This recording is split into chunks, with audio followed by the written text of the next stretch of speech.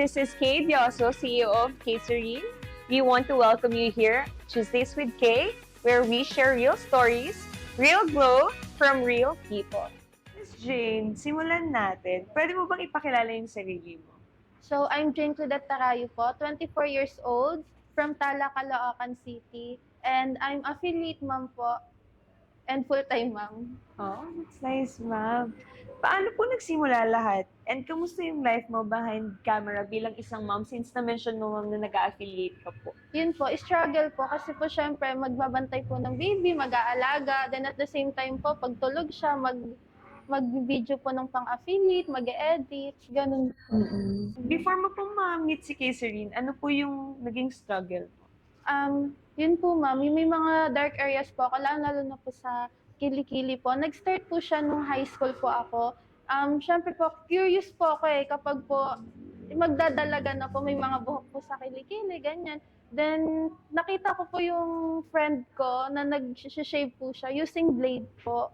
Then, tinry ko po siya sa bahay. Then, di ko po alam na yung blade na po yun is mapurol.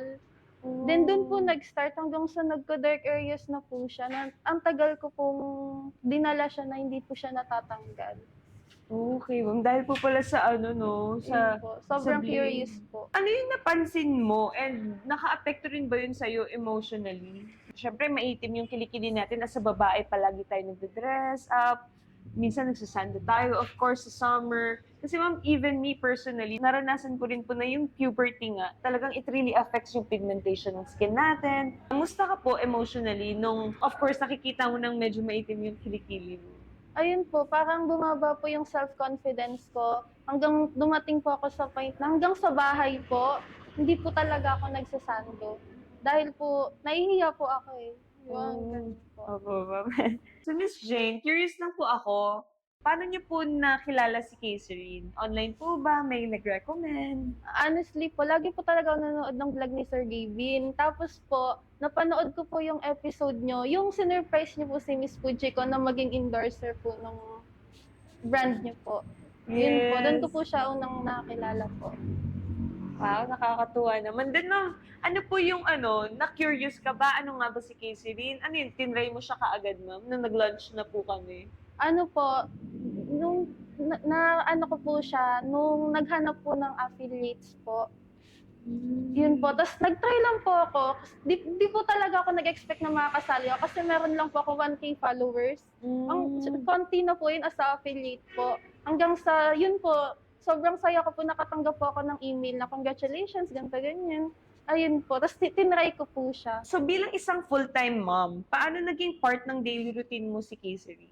Ayun po, as a full-time mom po, nakakapagod po talaga sa maghapon na magbabantay ka, magbi-video ka po sa mga pang-affiliates mo. Pero pagdating po ng gabi, kahit pagod na po, talagang babangon po ako para po mag-half bath, tapos gumamit po ng Kilibam soap and extra white underarms po.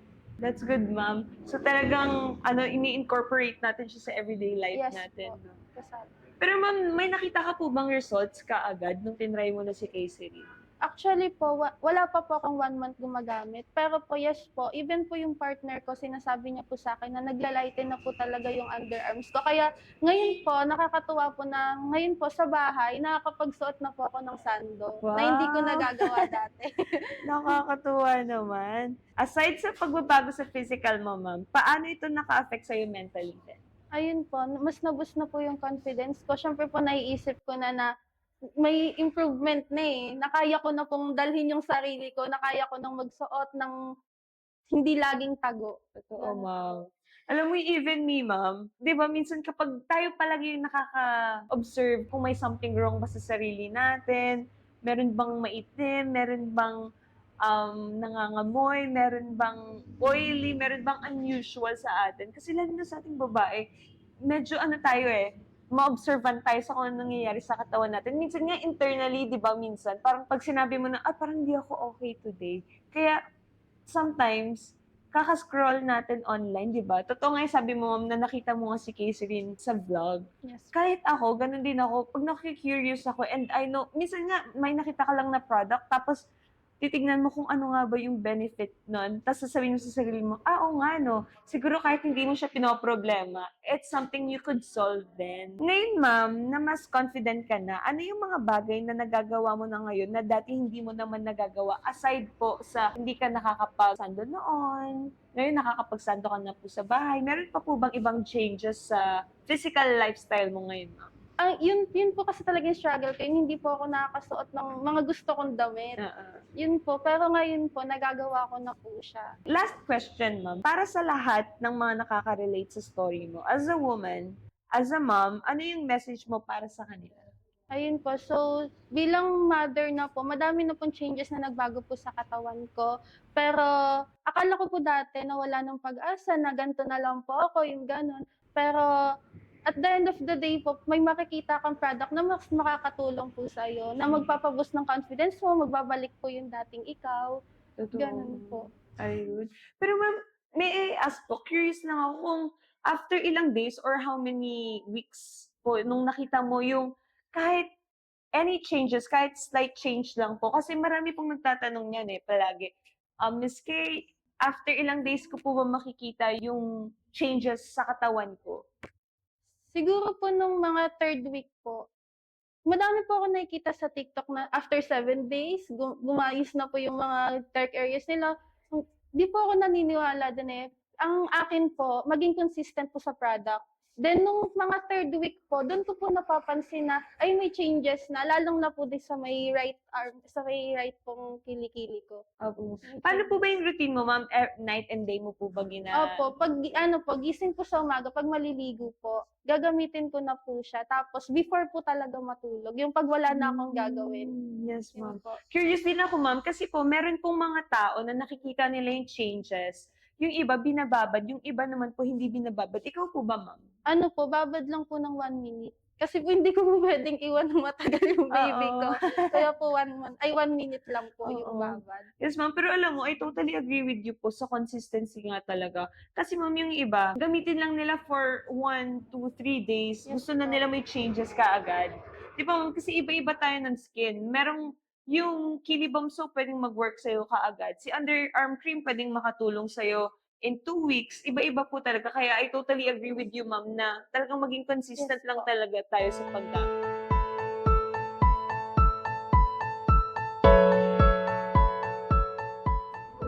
So, Miss Jane, kamusta ka naman po nung na-invite ka po namin to have a podcast po? Kasi naghahanap talaga kami ng mga old users from the beginning nung na-launch kami and sa mga new users. And as you've mentioned po na 1 month ago ka pa lang nag-start Yes, gumamit ng Caserin and after 3 weeks, so parang that is a week ago po na nakakita ka na ng active ka po ba talaga ma'am online? Yes po, lagi po.